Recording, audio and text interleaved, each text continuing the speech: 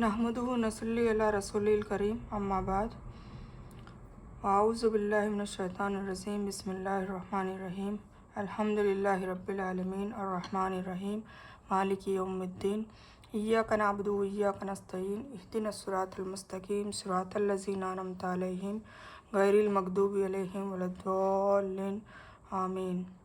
रब्बना आतिना मिन लदुनका रहमतम व हय्यिना मिन अमरिना रशदा रब्बि इश्रह ली सदरी वयस्सिर ली अमरी वहल्लुल उक़दतम मिन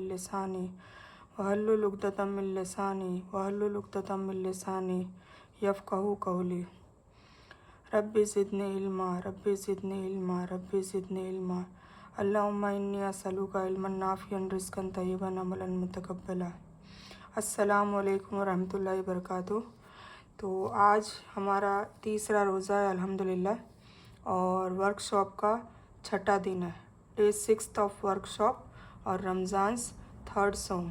ठीक है, तो आज की तस्बीह है सेम वही है, फर्स्ट असरा की दुआ है, कम से कम एक, ज़्यादा से ज़्यादा अपने हिसाब से पढ़ें। फर्स्ट कलमा, 3rd कलमा, 4th कलमा, आयत करीमा ला इलाहा इल्ला अंता सुब्हानका इन्नी कुन्तु मिनज़ ज़ालिमीन, सुब्हानल्लाहि व बिहम्दिही सुब्हानल्लाहिल अलील अज़ीम। ठीक है, तो ये तस्बीह पढ़नी है। इसके अलावा भी और भी अल्लाह के नाम है, अल्लाह के अस्कार है, वो सब करते रहना है सारा दिन, ज़ुबान से ज़िक्र करते रहना है। ज़िक्र कब बंद होगा?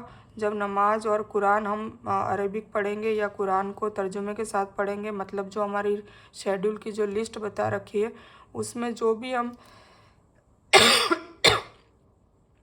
अल्लाह की दूसरी इबादत करने लगेंगे, हालांकि उसको भी ज़िक्र ही कहते हैं, ज़िक्रुल्लाह, पर वो दूसरी इबादत जब बंद होगी, मतलब हमारे हाउस होल्ड वर्क है, दुनियादारी के कोई काम है, ऐसे कोई काम है, बाज़ार जाना है, कोई ग्रॉसरीज लानी है, किचन का काम करना है, बर्तन धोने हैं, कपड़े धोने हैं, बच्चों को तैयार करना है, स्कूल भेजना है, और भी कोई काम करने हैं घर के, तो उस सारे काम में ज़ुबान का तो कोई रोल है नहीं, तो ज़ुबान को आपको ज़िक्र से तर रखना है। ठीक है, और ये सारी चीज़ें आपको मुँह ज़बानी आती है, तो आपको बस पढ़ते रहना। आपको ऐसा नहीं है कि जा नमाज पे बैठ के तस्बीह लेके बैठना है। रहबानियत अल्लाह को वैसे भी पसंद नहीं है।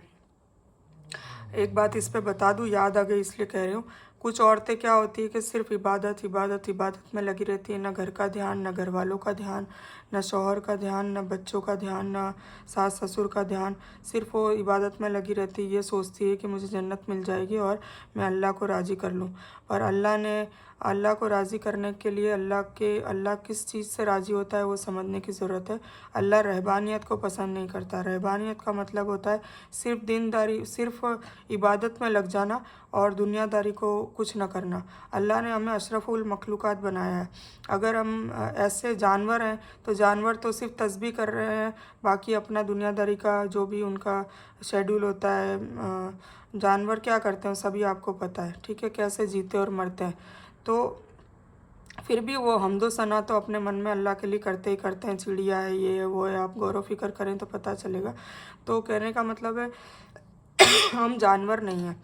अगर रहबानियत और नहीं हम फरिश्ते हैं, ठीक है, हम उनके बीच की मखलूक है, उन दोनों के बीच की मखलूक है। इसलिए जिन और इंसान कुल औज़ु बिरब्बिन नास जब कवर करेंगे तब पता चलेगा कि जिन और इंसान दोनों को हिदायत दी है, दोनों को नसीहत की है अल्लाह ताला ने कि हमें दुनिया और दीन दोनों को लेके चलना है। हम एतदाल की कौम है, ठीक है, हम बैलेंस वाली कौम है, तो हमें दुनियादारी भी, अगर ऐसा नहीं होता तो दुनिया क्यों बनाई होती? फिर फरिश्ते तो इबादत कर ही रहे हैं ना। फरिश्ते दुनियादारी नहीं निभाते, सिर्फ इबादत करते हैं, अल्लाह की हम्द सना करते हैं और अल्लाह का काम करते हैं। अल्लाह का काम क्या करते हैं? हमारा वाला काम की सब हम सब पे निगरानी करने की ड्यूटी सब फरिश्तों की है। कोई फरिश्ते बारिश बरसाने का काम करते हैं, सब अल्लाह करवाता है, पर काम वो लोग करते हैं, सबकी अलग अलग ड्यूटीज़ है। ठीक है, तो नहीं हम फरिश्ते हैं बताने का मतलब है, और नहीं हम जानवर हैं। जानवर का एग्जांपल इसलिए दिया कि सिर्फ दुनियादारी में भी नहीं रहना है कि दीन को छोड़ दें। मतलब कोई इतने गफलत में पड़े हुए हैं कि नाउज़ुबिल्लाह जो मुशरिक और जो काफिर होते हैं उनकी कैटेगरी में कई बार हम आ जाते हैं। तो हमें अपना ख्याल रखना है। हम मुस्लिम हैं, मुसलमान हमें पैदा किया है, तो हमें ये ख्याल रखना है कि हम मोमिन बनने की होड़ भी करें और मुस्लिम से एटलीस्ट नीचे की कैटेगरी में ना जाएं, जो मैंने आपको लिस्ट बताई थी। ठीक है, तो इसीलिए मैं कह रही हूँ कि जो भी दुनियादारी के काम है, हमारे नमाज, कुरान और अल्लाह के कोई भी और अरकान के अलावा जो भी दुनियादारी के काम कर रहे हैं, बस बैतुल खला में आप ध्यान रखें। पर एक बात बता दूँ, मेरे साथ भी होता है, अगर आप पूरा दिन सारा दिन ज़ुबान से अल्लाह का ज़िक्र ही करते रहेंगे ना, तो वहाँ भी आ ही जाता है। पर अब क्या करें, इस्तग़फ़ार कर लेना, बाकी आता है, वहाँ भी आ ही जाता है। पर वहाँ पे ध्यान रखना है, आपको ख्याल रखना है कि वहाँ पे अल्लाह के कलमे का ज़िक्र नहीं करना है, ठीक है। तो तस्बीह आई थिंक कवर हो ही गई है। अब अच्छे काम में आज मैंने बताया टुडे, किसी एक फ़कीर को खाना खिलाना। अब अल्लाह ताला ने, हम वही नेक काम को पहले लेंगे, मैंने बार बार बताया, अभी भी बता रही हूँ कि हम हर अफजल काम करेंगे। अफजल मतलब जो फर्स्ट कैटेगरी पे अल्लाह को पसंद है। अल्लाह को 10 कैटेगरी है ना, तो जो फर्स्ट कैटेगरी पे अल्लाह को पसंद है। जैसे कल मैंने माँ बाप के लिए कहा था, तो माँ बाप का कसरत से जिक्र है। जब कुरान का तर्जुमे का अगर आपको शौक़ होगा, वर्कशॉप नंबर 2 में अगर आप लोग आएंगे, तब कुरान शरीफ के तर्जुमे में आपको पता चलेगा कि बार बार माँ बाप के हुकूक और माँ बाप का ख्याल रखने को कहा गया है, ठीक है। तो इसी तरह भूखों को खाना खिलाओ, भूखों को खाना खिलाओ, ये भी कहा गया है। बार बार ताकीद करिए कि भूखों को खाना खिलाओ। अब भूखों को खाना खिलाने का मतलब यह है कि फ़कीर को भी खिलाना है, रिश्तेदार को भी खिलाना है। मतलब आए दिन उनको बुलाना है, 1 महीने, 2 महीने, 4 महीने में, जैसी आपकी हैसियत, उनको बुलाएं, खाना खिलाएं, मिस्कीन को खिलाएं, कोई मुसाफिर है उसको खिला दें, फ़कीर को खिला दें, ठीक है। तो खाना खिलाएं, एटलीस्ट मकसद क्या है, खाना खिलाना। तो आज का हमारा ये काम हो गया। डेली हदीस आज की जो है वो ये है, अस्सलामु क़ब्ल कलाम, अस्सलामु क़ब्लल कलाम। क़ब्लल क़ है ये और क है, ठीक है। क़ब्लल कलाम मतलब बात करने, कलाम का मतलब होता है बात करना, ठीक है। क़ब्ल का मतलब होता है पहले, इससे क़ब्ल हम बोलते हैं ना, इससे क़ब्ल मतलब इससे पहले। और अस्सलाम तो सभी को पता है कि हम ये दुआ है, ठीक है। एक बात इससे याद आ गई, पहले मैं वो बता दूं। अक्सर लोग कहा करते हैं कि हमें दुआ में याद रखना, कहते हैं ना, जब भी बाय बाय या अल्लाह हाफिज़ करते हैं, जब अलविदा कहते हैं, तो यही कहते हैं हमें दुआ में याद रखना, कहते हैं ना। कहना चाहिए, कोई गलत नहीं है, मैं ये नहीं कह रही। पर एक तरीका है कि अगर कोई भी बंदा आपको दुआ देना, उसका तरीका ये है कि आप उसको सलाम करो, क्योंकि वो आपको जवाब तो देगा ही देगा। सलाम करोगे ना, जैसे अस्सलामु अलैकुम व रहमतुल्लाहि व बरकातहू व मग़फ़िरतहू, बहुत अच्छी ये सलाम मतलब आप दुआ दे रहे हो। तो ये आज की हदीस यही है कि हुज़ूर पाक सल्लल्लाहु अलैहि वसल्लम ने हमें तरगीब दिलाई है कि हमेशा बात करने से पहले सलाम किया करो। कई लोग ऐसे हैं कि सलाम दुआ के बिना ही पहले बात स्टार्ट कर देते हैं, बहुत जल्दबाजी करते हैं। तो पहले सलाम पहले करनी है, क्योंकि ये हुज़ूर पाक सल्लल्लाहु अलैहि वसल्लम ने कहा है। नहीं करेंगे तो मुनकिरीन हो जाएंगे, मुनकिरीन का मतलब काफिर होता है। तो ये छोटी छोटी बातों से भी हम कुफ्र की तरफ चले जाते हैं, तो ये बात समझने की ज़रूरत है, ठीक है। तो ये तिरमिज़ी शरीफ में है ये वाली हदीस। तो आपको बात करने से पहले सलाम करनी है, ठीक है। तो मैं दुआ की बात याद दिला रही थी कि दुआ करने को कहते हैं कि दुआ में याद रखना। तो आपको ये कहने की ज़रूरत ही नहीं, आप समझे लॉजिक। अगर आपने सलाम कर दी, जैसे मुझे करी आपने, अस्सलामु अलैकुम व रहमतुल्लाहि व मग़फ़िरतहू, आप जो चाहते हैं ना, मतलब जो चीज़ आप चाहते हैं कि आपके लिए वो बंदा दुआ बोले, जैसे अस्सलामु अलैकुम का मतलब आप पे अल्लाह ताला की सलामती हो, मतलब अल्लाह ताला आपको सलामत रखे दुनिया और आखिरत में। कितनी बड़ी दुआ हो गई। सलामती रखेंगे तो सारी चीज़ें हट गई ना, सारी बलाएं, सारी परेशानियां, सारे दुख, जुल्म, सब कुछ हट गए, सलामती हो गई, ठीक है। या सलाम अल्लाह का नाम है, मतलब हमारी हिफाजत करने वाला। तो सबसे पहला इसका मतलब ये हो गया। फिर हम क्या कहते हैं, अस्सलामु अलैकुम व रहमतुल्लाह।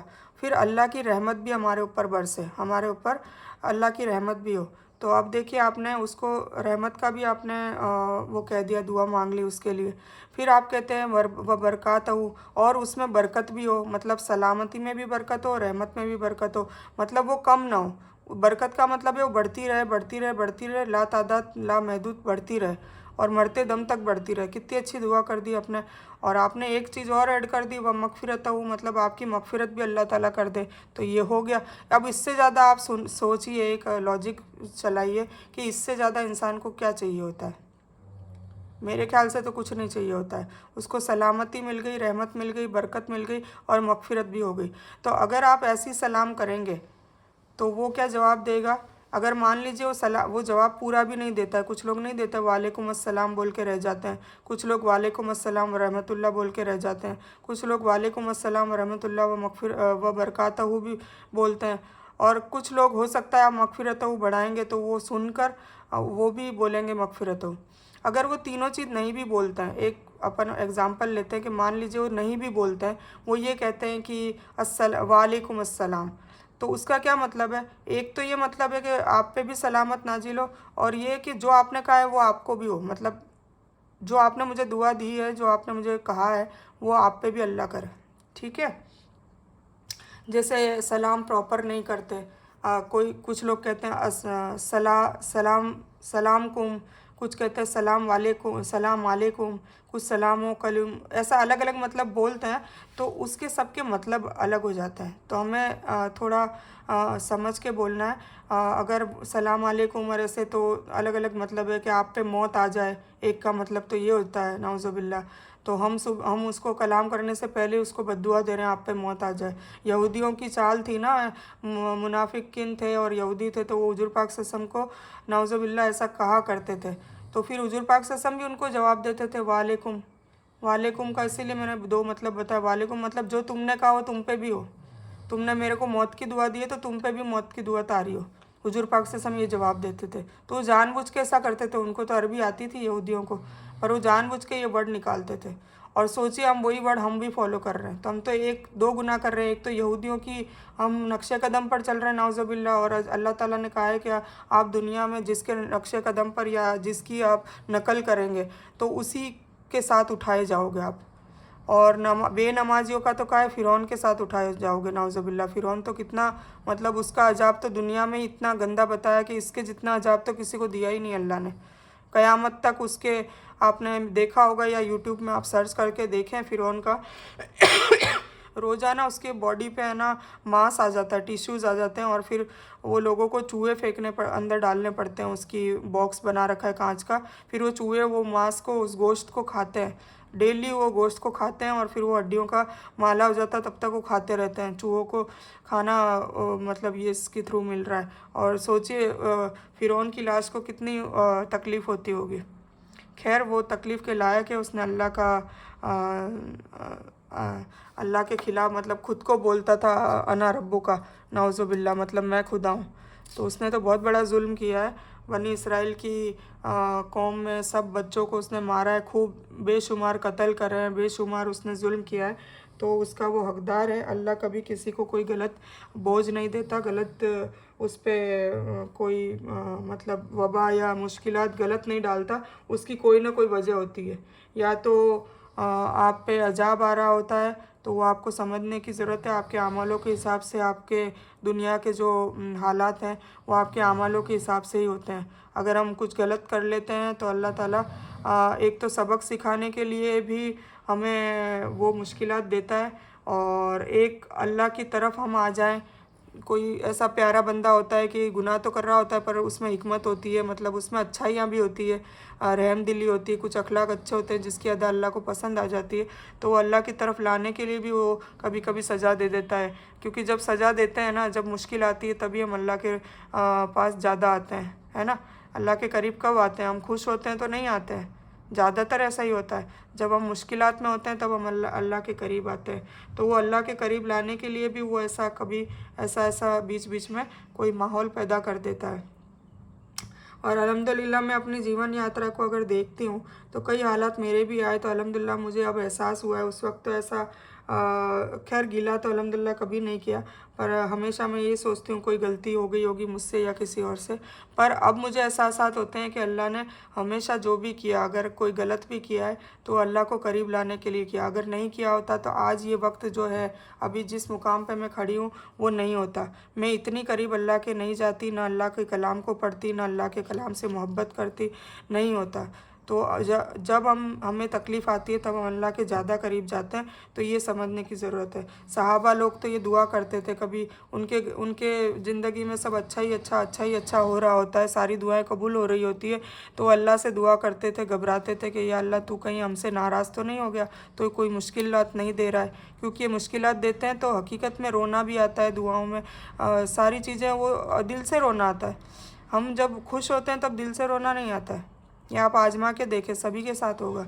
तो जब हम दुखी होते हैं तो दिल से हम रोते हैं, सजदों में रोते हैं कि अल्लाह मेरी ये, मैं इसमें मतलब मुझे कर्जा हो गया है, या मैं इस परेशानी में डूब गया हूँ, या मुझे ऐसी लाइलाज बीमारी हो गई है, या जो भी ऐसी परेशानी जिसका कोई मतलब, ऐसे तो हर चीज़ का हल अल्लाह के ही पास है, पर हम ये गुमान कर लेते हैं कि नहीं फलाना फलाना फलाना फलाना ठीक कर देगा, हालांकि हमें ये गुमान नहीं करना चाहिए। पर जब हम तकलीफ़ में आते हैं ना, तब हम हकीकत में ये गुमान करते हैं, क्योंकि सारी तरफ से हमें रास्ते बंद दिखते हैं ना, तब फिर हम अल्लाह के तरफ तब आते हैं, तब हम फिर झक मार के हमें आना पड़ता है, और तब हम आके फिर अल्लाह के सामने सजदे में रो रो के कहते हैं कि या अल्लाह इस वबाल से हमें निकाल। तो ये समझने वाली बात है। तो मैं ये कह रही थी कि फिर हमें अब दुआ हमारे लिए करो, ये कहने की वैसे ज़रूरत नहीं, कहो तो अच्छी बात है, मैं मना नहीं कर रही, पर आप सलाम करा करो, आप सलाम करोगे।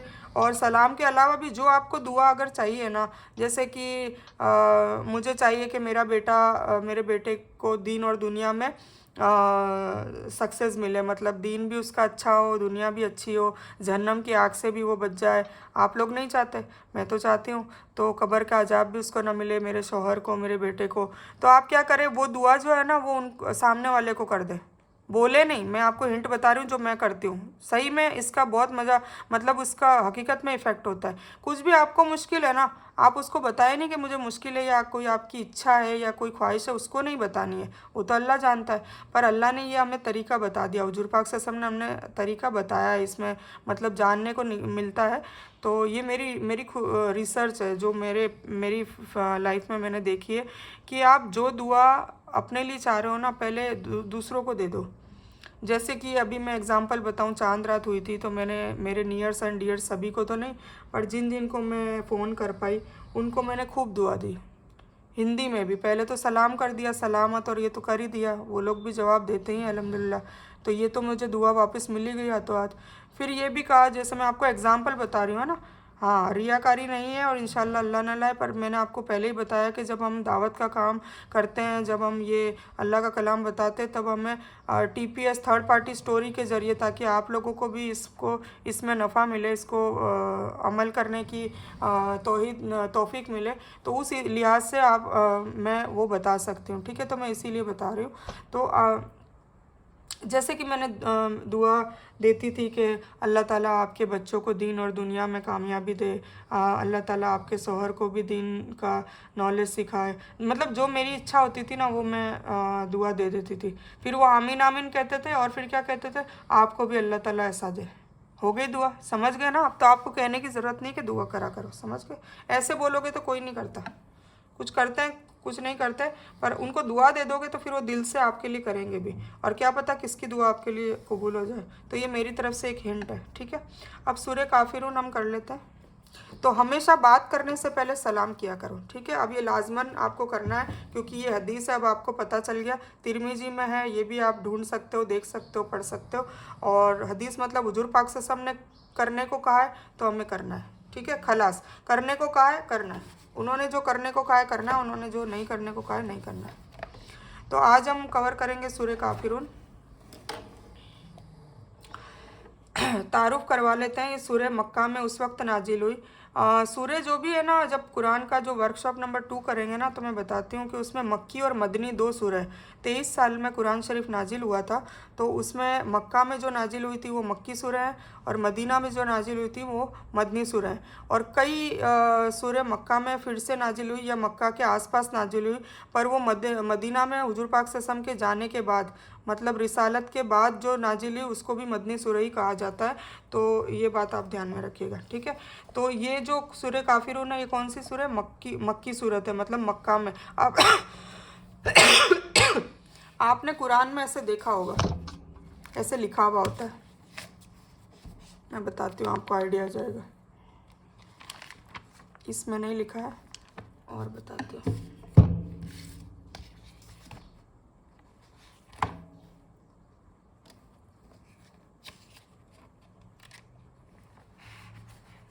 नीचे से ये देखिए आप, हर सूरे में ऐसा लिखा हुआ होता है। इसमें आयत हुआ 55, मतलब इसमें 55 आयत है, 1 2 3 4, इस तरीके से इसमें कितनी आयतें हो गई, 55 आयतें, 55 आ गया। ये सेम है ना, अगर उर्दू नहीं आता तो देखो ये और ये सेम है। तो आयत हुआ मतलब आयत, ठीक है, एक एक आयत, तो वो कितनी है, 55 आयत। और सूरतुल कमर नाम, इस सूरत का क्या नाम है, सूरतुल कमर, ठीक है। और कमरी मक्कीयतु, मतलब ये मक्का में नाजिल हुई, समझ में आ गया ना। और फिर इस सूरत का नंबर भी बताया है। और इसमें रुकू कितना है, रुकू मैं आपको बता दूं, रुकू किसको कहते हैं। जैसे ये रुकू है, ठीक है, तो ये रुकू कितना है, 1 2, ये ऐसे रुकू आपको बताए गए, ठीक है।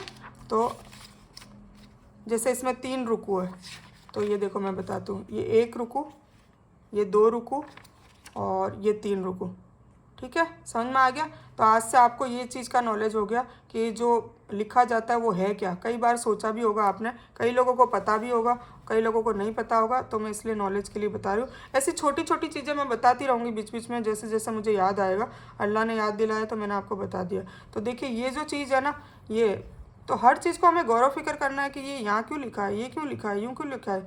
ये चीज़ मेरे में है ना थोड़ी सी, ये थोड़ी मेरा मतलब मुझे आदत है कि ये हर चीज़ लिखी क्यों है वो जानने का मेरे को बहुत वो शौक़ है, ठीक है। तो रब्बी ज़िदनी इल्मा खूब पढ़ा करो आप, तो इंशाल्लाह अल्लाह ताला इल्म देगा, और सही इल्म देगा, फालतू इल्म नहीं। फालतू इल्म भी होता है ना कि लोगों को कैसे लड़ाना है, वो भी इल्म है, नॉलेज है ना, गीबत कैसे करनी है, सब नॉलेज होता है, ठीक है ना। तो सूरह अल काफिरून ये मक्का में नाजिल हुई जब मक्का के मुशरिकीन, ठीक है ना, जो बुत परस्ती करते थे, मुशरिक मुस्लिम के ऑपोजिट वाले मुशरिकीन ने यह देखा कि इस्लाम फैलता जा रहा है और उनका दिन कमज़ोर होता जा रहा है। मतलब मुशरिकों का दिन कमज़ोर हो रहा है और मुशरिकों में से लोग, काफिरों में से लोग मुस्लिम बनते जा रहे हैं। तो उनको थोड़ा सा धक्का लगा, थोड़ा मतलब परेशान हुए। तो उन्हें इस फैलाव को रोकने के लिए आप सल्लल्लाहु अलैहि वसल्लम को मुख्तलिफ़ किस्म की पेशकश की, मसलन दौलत, औरत, सरदारी, ताकि आप सल्लल्लाहु अलैहि वसल्लम अपनी दावत से रुक जाए। मतलब उन्होंने हर तरह की कोशिश करी, है ना। अबू जहल और अबू लहब भी मेन सरदार थे, तो वो किसी ना किसी को भेजते रहते थे हुजूर पाक सल्लल्लाहु अलैहि वसल्लम के पास के जाओ, मोहम्मद को क्या चाहिए सल्लल्लाहु अलैहि वसल्लम, जाओ ऑफ़र करो कि है ना, तुम्हें अगर दौलत चाहिए तो पूरे तुम्हें ज़िंदगी भर की आराइशें पूरी हो जाएगी, हम तुमको दौलत ऑफ़र करते हैं, दौलत दे देंगे। अगर तुम्हें कोई भी इस गांव की, मतलब इस शहर की, मक्का की कोई भी औरत तुम्हें पसंद हो, जो भी हो, अच्छी बुरी, मालदार, या कोई भी औरत हो वो तुम्हें पसंद हो, तो तुम कह दो, हम तुम्हारा उससे निकाह करवा देंगे। और अगर तुम्हें सरदारी पसंद है तो हम तुम्हें सरदारी भी दे देंगे, हमें तुम्हें एक कल्बे का तुम्हें गवर्नमेंट घोषित कर देंगे। तो कुल मिला के वो सारी चीज़ों से, जो दुनिया में हम जिस चीज़ों से फंसते हैं, मतलब दौलत और औरत, यही चाहिए होता है ना आदमी को, औरत को आदमी, ये चाहिए होता है। जीना इसीलिए तो होता है ना। और सरदारी मतलब ताकत, एक रुतबा, एक पोस्ट। तो वो अपनी दावत से रुक जाए तो ऐसा जाके बोलते थे। तो जब आप सल्लल्लाहु अलैहि वसल्लम ने उनकी पेशकश को ठुकरा दिया तो उन्होंने दूसरी पेशकश की। फिर एक चाल नहीं चले, कामयाब नहीं हो तो फिर दूसरी चाल चलने लगे। तो दूसरी पेशकश की कि 1 साल मुशरिकीन सिर्फ एक खुदा की इबादत करेंगे, ठीक है। फिर दूसरे साल आप सल्लल्लाहु अलैहि वसल्लम बूतों की भी इबादत करें। फिर क्या बोला कि मुशरिकीन मतलब 1 साल तुम हमारे खुदाओं की इबादत करो और 1 साल हम तुम्हारे अल्लाह की मतलब इबादत करेंगे। ये उन्होंने डील करी कि चलो इस बहाने वो हमारे बूत तो मतलब बरकरार रहेंगे, वरना उनका वजूद धीरे धीरे उनको लग रहा था कि ख़त्म होने वाला है, क्योंकि धीरे धीरे सारे इस्लाम में आ रहे थे। तो उन्होंने ये डील दी, तो वो डील भी उन्होंने ठुकरा दी। अल्लाह ताला ने इस सूरत में इस पेशकश का बिल्कुल साफ जवाब दे दिया। फिर ये जो पेशकश करी ना, फिर ये सूरह देखो, अल्लाह ताला ने जो भी कुरान में नाजिल किया है ना, वो कोई ना कोई चीज़ या कोई मौके पे कोई चीज़ हो गई है। जैसे पर्दा क्यों नाजिल हुआ, तो एक हादसा हो गया था, वो आपको पता चलेगा आगे जाके क्यों हुआ। फिर पहले शराब हलाल थी, पीना जायज़ था, पर वो शराब हराम क्यों करी, क्योंकि वो शराब की वजह से कुछ गुनाह हो गए थे। तो फिर अल्लाह ताला ने वो हुक्म जारी कर दिया कि आज से कोई शराब नहीं पिएगा, हराम है। फिर इसी तरह जुए का मतलब जो कायदे कानून और जो नसीहत और किसी लोगों का जवाब, ये सब देने के लिए कुरान में हर चीज़ फिर नाजिल होती रही कि जैसे ये सवाल आया तो अब ये जवाब ये भेजा है अल्लाह ताला ने, क्या है अब अपन समझेंगे। तो आज के बाद और एक चीज़ और बताऊँ, शायद आप लोगों को कुल हु अल्लाहु अहद और वल असर का तर्जुमा और वन नस्र का तर्जुमा बताया था। तो कल तरावी अगर आपने पढ़ी होगी तो वन नस्र पढ़ा था, तो उसका इजाजा नसरुल्लाहि वल फतह व आरतन्नास यदखुलूना फी दीनिल्लाहि अफ़वाजा फसब्बिह बिहम्दि रब्बिका वस्तगफिरहु इन्नहु कान तव्वाबा। तो उसका तर्जुमा आपको याद होगा तो आपको मज़ा आया होगा। तो आया कि नहीं आया, आपने करा कि नहीं करा, तो ये सब आप फील करें और प्रैक्टिस भी करें और मुझे भी फीडबैक देते रहें ताकि मुझे भी हौसला मिले और मुझे पता चले कि कौन कौन करता रहता है। फीडबैक कोई देता नहीं है। कल मैंने नेक काम माँ बाप के लिए कहा था सबको, बहुत लोगों ने नहीं दिया, तो या तो उन्होंने किया नहीं है या उनको रमज़ान की वजह से टाइम नहीं है, पर थोड़ा बहुत तो कुछ कभी कभार दे दें ताकि मुझे भी पता चले कि आप लोग कर रहे हैं। ठीक है, ये मेहनत ज़ाया ना हो। ठीक है ना। आउज़ुबिल्लाहि मिनश्शैतानिर्रजीम बिस्मिल्लाहिर्रहमानिर्रहीम। हमने आउज़ुबिल्लाहि मिनश्शैतानिर्रजीम भी कवर कर ली और बिस्मिल्लाहिर्रहमानिर्रहीम भी कवर कर ली। आउज़ुबिल्लाहि मिनश्शैतानिर्रजीम का क्या मतलब है? मैं अल्लाह की पनाह में आता हूँ शैतान मरदूद से, ठीक है, जो धिक्कारा हुआ है। और बिस्मिल्लाहिर्रहमानिर्रहीम, अल्लाह के नाम से शुरू करती हूँ जो बड़ा मेहरबान और निहायत रहम करने वाला है। तो कुल मतलब कह दो, ठीक है ना। कुल का मतलब कह दीजिए। या अय्युहा मतलब ए, ठीक है ना। या अय्युहल लज़ीना आमनू आएगा, या अय्युहल काफिरून आएगा, या अय्युहल मुशरिकून आएगा, या अय्युहल मुनाफिकून आएगा, या अय्युहल मुत्तकीन आएगा। तो या अय्युहल जो भी कुरान में आएगा उसका मतलब है ए, ठीक है। और अल काफिरून तो ए काफिरों के लिए बताया। काफिर का मतलब होता है इनकार करने वाला, कोई भी बात अल्लाह का जो हुक्म है उसको इनकार करने वाला, वो चाहे मुंह से कहे या अपने अमाल में कहे। जैसे नमाज नहीं पढ़ने वाला भी काफिर ही है। कई लोग मतलब कई बड़े उल्मा और स्कॉलर्स कहते हैं, मतलब अलग अलग राय है, पर ज़्यादातर लोगों की यही राय है कि जो नमाज नहीं पढ़ता वो काफिर है। मतलब उसको मुसलमानों के कब्रिस्तान में भी दफनाया ना जाए, इतना उनको बोला है। कोई दूर दराज जाके कोई ज़मीन का गड्ढा खोदे और उसमें पटक दे, इतना तक तनकीद की है। क्योंकि नमाज का तो हकीकत में है ही, आप लोगों को इतने मैंने वीडियो भेजे हैं, आप समझ गए होंगे। तो नमाज प्लीज़ ना छोड़ें, कम से कम फ़र्ज अदा कर लें, ठीक है ना। सुन्नतें मौक़िदा और गैर मौक़िदा ना होती हो, पर और फिर धीरे धीरे आप फ़र्ज करेंगे तो सुन्नतें मौक़िदा पर भी आ जाएंगे, और सुन्नतें मौक़िदा करेंगे तो सुन्नतें गैर मौक़िदा पर भी आ जाएंगे, ठीक है। करना पड़ेगा। तो कुल या अय्युहल काफिरून कह दीजिए काफिरो। कुल या कुरान में बहुत बार आया है, मसलन या कौमू, या जैसे मैंने अभी आपको बता ही दिया, या अय्युहन नास, ए लोगो, ए कौम, ए काफिरो, ए ईमान वालो, ए तकवे वालो, ए मुनाफिको, ये सारा कुछ आया है। काफिर के माना होता है इनकार करने वाला और हक को ठुकराने वाला। काफिर वह है जो बात पहुंचने के बाद समझकर इनकार करे। अब जैसे आपके पास मैं कोई बात पहुंचा रही हूँ, आपको पता चल गया, फिर भी आप उसका ठुकराएंगे तो फिर क्या हो जाएगा? काफिर हो जाएंगे ना। बात पता भी चल गई फिर भी आप नहीं उसको करने की कोशिश कर रहे हैं। कोशिश करें, अगर ऐसा नहीं है कि चलो आपने कहा और आज के आज आपने उस पर अप्लाई कर दिया, पर नियत तो करें। नियत करेंगे तो अल्लाह अपने आप पे आसानी कर देगा, ठीक है। तो काफिर के माना आप समझ ही गए। कुरान ने दावत देने के लिए मुसलमानों और आम गैर मुस्लिमों सभी को कहकर पुकारा है या अय्युहन नास। या अय्युहन नास इसीलिए कहा है, देखो ये, हाँ एक चीज़ और बता दूं, कुछ लोग सिर्फ मुसलमानों को ही दावत देते हैं, तबलीग करते हैं। हिंदू मुस्लिम के अलावा जितने भी मुस्लिम हो, ईसाई हो, जो भी गैर मुस्लिम है, जितनी भी कौमें आती सब आ गए, तो वो सबको भी हमें दावत देनी है। क्योंकि कुरान कहता है या अय्युहन नास मतलब पूरे इंसानों को दावत देनी है। कुरान को इसीलिए हुदल नास कहा है कि ये हिदायत देना आया है पूरी इंसानियत को, पूरे इंसानों को हिदायत देने के लिए आया। हुदल नास, हुदल मुस्लिमिन नहीं कहा है, ठीक है ना। तो हुदल नास का है मतलब सारे इंसानों की रहनुमाई करने आया है।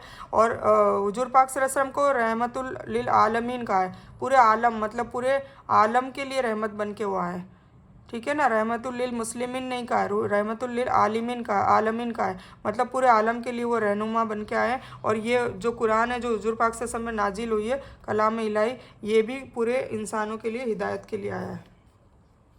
तो हमें गैर मुस्लिमों को भी दावत देनी होती है और देनी चाहिए। और कैसे देनी है ये सब भी अगर आपको जानना है, समझना है, तो उसका भी हम कोर्स और चलाते हैं, क्लास चलाते हैं। तो अगर आपको जिसको जो देखो, जिसकी जो इच्छा है वो सब का इंतज़ाम अल्हम्दुलिल्लाह है। तो आप वो जब मैं पूछूंगी, जब स्टार्ट करूंगी इंशाल्लाह, क्योंकि मेरी तैयारी नहीं है, ठीक है ना। इल्म तो हासिल कर लिया, अल्हम्दुलिल्लाह दावत भी देते हैं, पर ये जो ऑनलाइन की तैयारी नहीं है, तो वो मैं पहले, अब की बार क्या, ये मैंने पहली बार ये किया है। अल्लाह ने हिकमत भी दे दी कि अब ऐसे करना है, तो अब पता चल गया।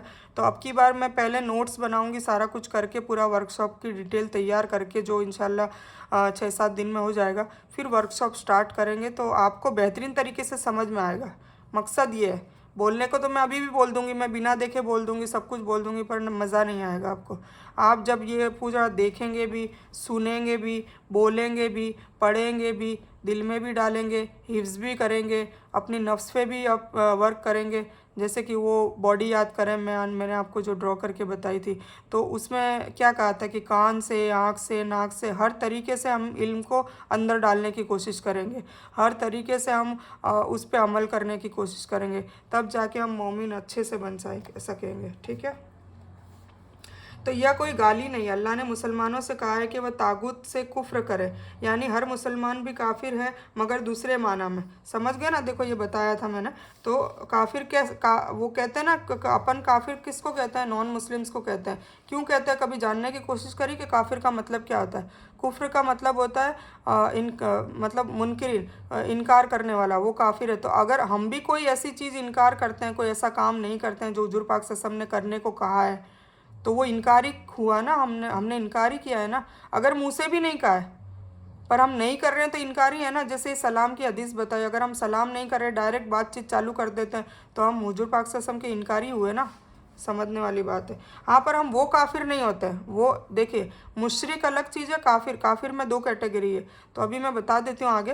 काफिर मतलब एक तो हो गया मुशरिक, मतलब जो अल्लाह को मानता ही नहीं है, अल्लाह को जानता ही नहीं है, अल्लाह की इबादत भी नहीं करता, मतलब ला इलाहा इल्लल्लाह मोहम्मद रसूलुल्लाह कलमे को की गवाही नहीं देता है, जो मुसलमान नहीं है, बाय बॉर्न नहीं है। तो वो कौन होते हैं, मुशरिक, जो गैरुल्लाह, मतलब बूतों को पूजते हैं, कब्रों को मतलब कब्रों को नहीं, बूतों को पूजते हैं, और मतलब गैरुल्लाह के अलावा किसी के सामने सजदा करते हैं ना, वो मुशरिक हो जाते हैं। तो कई लोग शिरक भी कर रहे हैं, मुशरिक भी है, तो वो भी सोचने वाली बात है। अल्लाह ने मुसलमानों से कहा कि तागुत से कुफ्र करे। तागुत मतलब ये इनके ज़माने में ना, जो बुत होते थे ना बड़े बड़े, उनका नाम होता था, क्या क्या नाम थे, इल्ला और तागुत और फलाना फलाता, तो उससे कुफ्र करे, मतलब उसका इनकार करे। ये अल्लाह ताला का हुक्म है। यानी हर मुसलमान भी काफिर है, मगर दूसरे माना में, यानी तागुत का काफिर, ठीक है। तागुत का इनकारी भी काफिर है ना, तो दूसरे माने में हो गया, उसका इनकार कर रहे हैं, ठीक है। तो अगर काफिर का लफ्ज़ गाली होता, तो अल्लाह ताला उसे मुसलमान के लिए इस्तेमाल ना करता। तो काफिर कोई गाली नहीं है, ये समझाया, ठीक है ना। काफिर का मतलब होता है इनकार करने वाला। गाली तो मुशरिक है, शिरक करने वाला हो। क्यों गाली, क्योंकि अल्लाह ताला शिरक के अलावा सारे गुनाह माफ़ कर देगा इंशाल्लाह, इतना रहमान रहीम है। शिरक माफ़ नहीं करेगा। क्यों नहीं करेगा, क्योंकि अल्लाह ताला ने दुनिया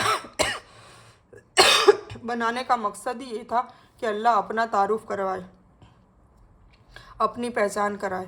अल्लाह नाम का कोई वजूद है इस आलम में, तो वो अपनी पहचान करवाने के लिए उसने दुनिया का इजाद किया था, इंसानों को बनाया था। फिर इंसानों को कहा कि मैं तुम्हारा रब हूँ, मैं तुम्हारा अल्लाह हूँ, ठीक है। तो अपनी वहदानियत बताने के लिए, अपने आप को यकता बनाने के लिए, कुल हु अल्लाहु वहद अहद। तो आपको पता है ना कि यकता मतलब उसके जैसा कोई है ही नहीं, तो वो बताने के लिए दुनिया बनाई थी, ठीक है। तो काफिरों का असल मसला क्या था, वो अपने नफ्स, अपने माल, अपने ओहदे, अपने तिजारत वगैरह की वजह से सच को जानते हुए भी इनकार करते थे। दुआ करे कि अल्लाह मुझे हक़ को कबूल करने की तौफीक दे, कहीं मैं ऐसा ना बन जाऊं कि बड़ाई की वजह से सच को ना मानूं और अल्लाह की नाराज़गी का शिकार हो जाऊं। इसी तरह अपनी अना, ख्वाहिश और किब्र को कभी बीच में ना आने दूं, ठीक है ना। आमीन सुम्मा आमीन या रब्बल आलमीन। कोई ऐसी दुआ करूँ तो आप आमीन ज़रूर कहें, ठीक है, बीच बीच में। तो अल्लाह की नाराज़गी का शिकार हो जाऊं, मतलब अल्लाह की बातों को नहीं मानूंगा तो शिकार होऊंगा। इसी तरह अपनी अना, मतलब मैं, जैसे मैंने वो बताया था अपने तकब्बुर के 8 कौन कौन से तकब्बुर होते हैं, तो वो तकब्बुर में मैं ही होता है ना। जो आलिम है वो कह रहा है कि मैं ही आलिम हूँ, मेरे पास ही इल्म है, और ये लोग तो बिना इल्म के, इनके पास कोई नॉलेज ही नहीं है। तो ये भी मैं तो फिर जो आबिद है, मैं तो सबसे ज़्यादा इबादत करता हूँ, तहज्जुद पढ़ती हूँ, कुछ ऐसे होते हैं ना अमीर घराने की औरतें होती है। देखो मैं ये भी बता दूँ तो ये बहुत बड़ी बात है। अमीर घराने की औरतें होती है, उनके आसपास नौकर चाकर काम करने वाले, तो उनके पास टाइम तो बहुत होता है। तो कुछ तो इतना होने के बाद भी चलो जो कर रही हो तो अच्छी बात है, पर मैं घमंड के बारे में ये उदाहरण दे रही हूँ, एग्जाम्पल दे रही हूँ कि कुछ तो ऐसा है कि उस नेमत का जो फ्री उनको टाइम मिला है, कोई काम काज नहीं करना है, कुछ नहीं करना है, पैसा भी बहुत है, तो वो इस चीज़ों को यूटिलाइज़ करके अपनी रब को और अच्छे से मना सकती है। पर नहीं करती, वो बस शॉपिंग में लगी हुई रहती है और ऐश करती है और घूमने फिरने, और इसी में उसका सारा टाइम ज़ाया होता है। ठीक है, तो इससे बचना चाहिए। और मैं उनके लिए भी कह दूं कि जो इबादत करती है, हाँ घमंड किसको ज़्यादा आता है, जो ऐसा सोचने लग जाता है ना, ओवर कॉन्फिडेंस, वो नफ्से लवामा वाले लोग, कि मैं फिर वो इबादतें बहुत करती, 5 वक्त की नमाज़ भी पढ़ लेती क्योंकि फ्री है, पूरा दिन नमाज भी पढ़ रही है, अस्कार भी ज़्यादा कर रही है। उन लेडीज़ से तो ज़्यादा ही हो रहा है ना, कि जो घर का काम जिनको करना पड़ रहा है, बच्चों को भी संभालना पड़ रहा है, माँ बाप को भी संभालना पड़ रहा है, तो उनके लिए इबादत का टाइम कम है। तो एक बात बता दूँ कि जो ये काम कर रही है ना, वो भी इबादत है, और वो बेहतरीन इबादत है। इबादत से मिलती है जन्नत और खिदमत से मिलता है खुदा, ये डायलॉग सुना होगा। तो जो खिदमत कर रही है ना, वो आगे निकल सकती है और निकल भी जाती है जो इबादत कर रही है उनसे। तो जो इबादत कर रही है उनसे क्यों, क्योंकि उनको अल्लाह ने वैसे ही टाइम दे रखा है, दौलत दे रखी है, तो उनको वो कोई बड़ा एहसान नहीं कर रही है, वो फ्री है इसलिए कर पा रही है। और फिर मान लो इबादत करके घमंड नहीं करते तो ये अच्छी बात है, पर अगर वो घमंड करती है कि मैं ही करती हूँ और ये पड़ोस में तो ये औरत पढ़ती नहीं है, कुछ करती नहीं, और वो बेचारी काम में लगी रहती पूरा दिन, तो कैसे पढ़े। और आपको क्या पता वो ज़ुबान से इतने अस्कार कर रही है कि आपसे ज़्यादा निकल जाए, है ना। तो इसलिए जाहिरी देखकर कभी बात ही नहीं, है ना। वो कहा था ना कि कभी भी किसी को जज मत करो, किसी को तनकीद मत करो कि मैं अच्छा और वो बुरा। तो ये अना जो है वो अल्लाह को बिल्कुल पसंद नहीं है। ख्वाहिश बोला है तो ख्वाहिश यही है कि जो भी कुछ ऐसी ख्वाहिशें होती हैं जिससे फिर हमारे शौहर हराम कमाने लग जाते हैं, या रिश्वत देने लेने लग जाते हैं, या कर्जा लेने देने लग जाते हैं, या ब्याज देने लेने लग जाते हैं, तो ये सब क्यों होता है। सूरह तगाबुन में और सूरह हिजाब में आएगा कि आपकी बीवी और बच्चों के लिए आप खुद अपनी जहन्नम की आग तैयार ना करें। ठीक है, तो ख्वाहिश, इसीलिए औरतों को खुद को समझाना चाहिए अपने शौहर को।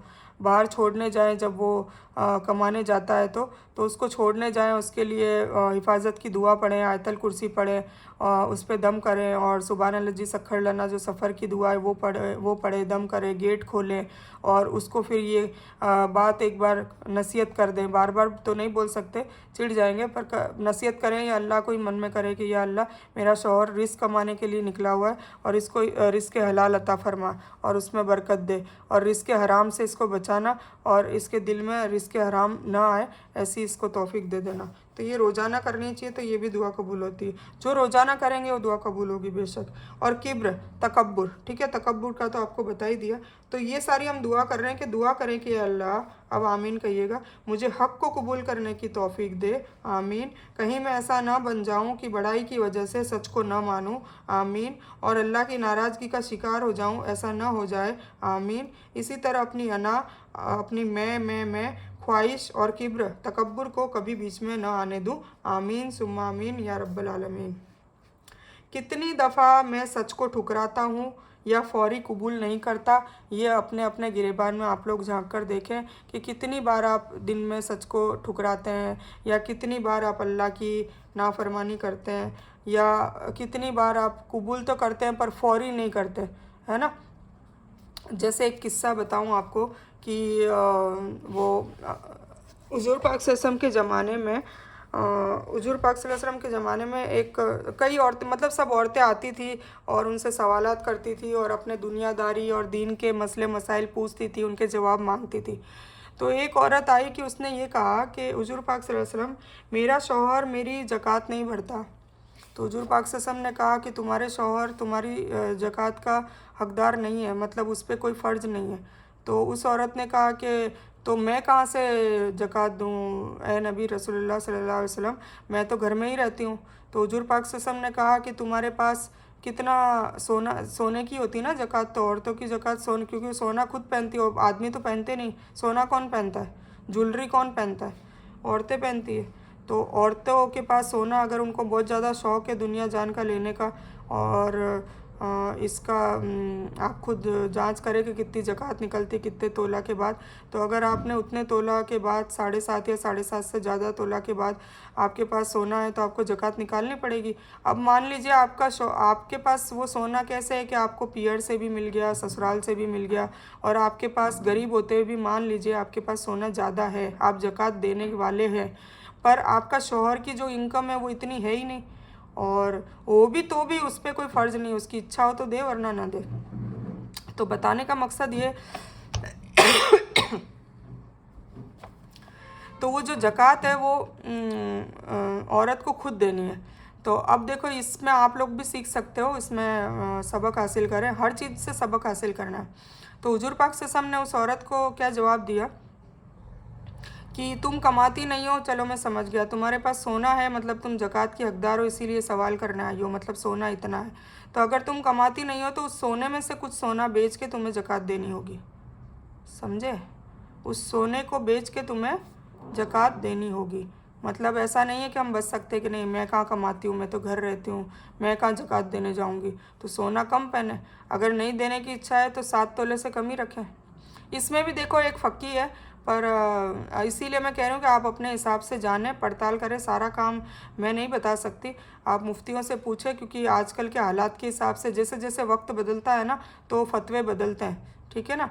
जैसे कि पहले सवारी घोड़े और ऊँट की थी, अभी कार चालू हो गई, तो उसमें अलग सारा होता है ना, मैं मसलन बता रही हूँ। तो इसी तरह अभी ज़कात का मसले में भी कुछ तोला में फ़र्क आ गया है, क्योंकि सोना हो ही गया 60-65 हज़ार रुपये तोला। तो 60-65 हज़ार रुपये अगर तोला सोना है और 7 तोला, चलो ये तो बहुत बड़ा हो जाएगा अगर फिर ये फ़की नॉलेज है, तो ये तो फिर आप अपने हिसाब से देखें, कुछ अपने हिसाब से भी आप कोशिश करें। अभी रमज़ान है इसीलिए मैंने ये डिस्कस किया है।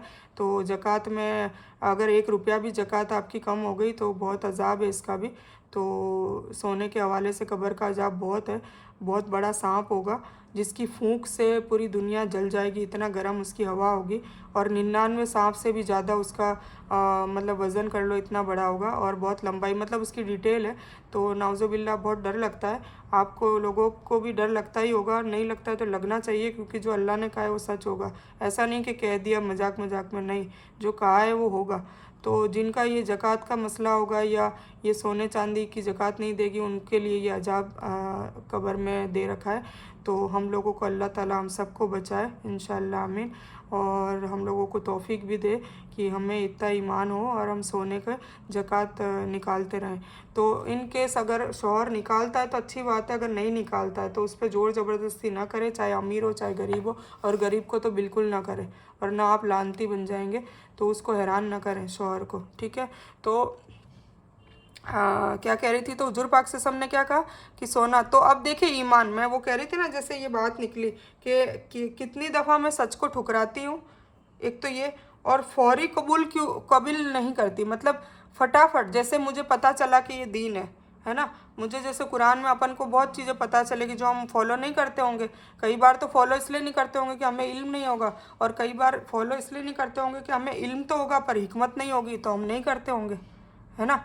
जैसे कि ये इल्म है नमाज़ पढ़ने का, किसको नहीं है? हर मुसलमान को है।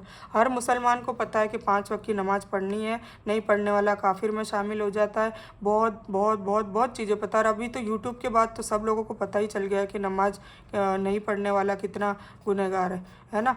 और कल भी मैंने आपको फिर बता भी दिया था कि मेरा शब मेराज में ये तोहफ़ा दिया है, तो प्लीज़ इसको हल्के में ना लें। अपना ही फ़ायदा चाहते हैं तो पढ़ें, वरना अल्लाह को आपकी इबादत की कोई ज़रूरत नहीं है। तो फौरी तौर पे कबूल करने का मतलब है कि फिर उसने जैसे सुना उस औरत ने, तो उसने क्या किया आपको पता है? आप यकीन नहीं करेंगे, उसने अपना सारा सोना एक बर्तन में डाल के हुजूर पाक सल्लल्लाहु अलैहि वसल्लम को दे दिया कि जब इतना वबाल है इस चीज़ का, तो मुझे ज़कात वकात का मुझे मसला ही नहीं रखना है, मुझे ये सोना चांदी पहनना ही नहीं है, ये आप लो और आप मिस्किनों को डोनेट कर दो, चैरिटी कर दो, आप कर दो। हाथों हाथ यूँ खोला, निकाला और रख दिया। ये होता है ईमान, ये होता है जज्बा सहाबियात और सहाबाओं का, उनका ईमान। अल्लाह ताला हमको ऐसा ईमान हमें भी ऐसी तौफीक दे, आमीन। क्योंकि हम क्या है, सुनते बहुत है पर अमल नहीं होता है, नहीं होता है हम पे, क्योंकि हमारा ईमान कमज़ोर है। जितना ईमान पक्का होगा, इतना ही हमसे अमल फटाफट होंगे। ठीक है, तो आज से प्लान बनाना है आपको कि इस्तगफार करनी है, अल्लाह की तारीफ़ और बड़ाई को बयान करते रहना है और ख़ुद की भी तरबियत करनी है। ठीक है, जैसे बताया अभी आपको।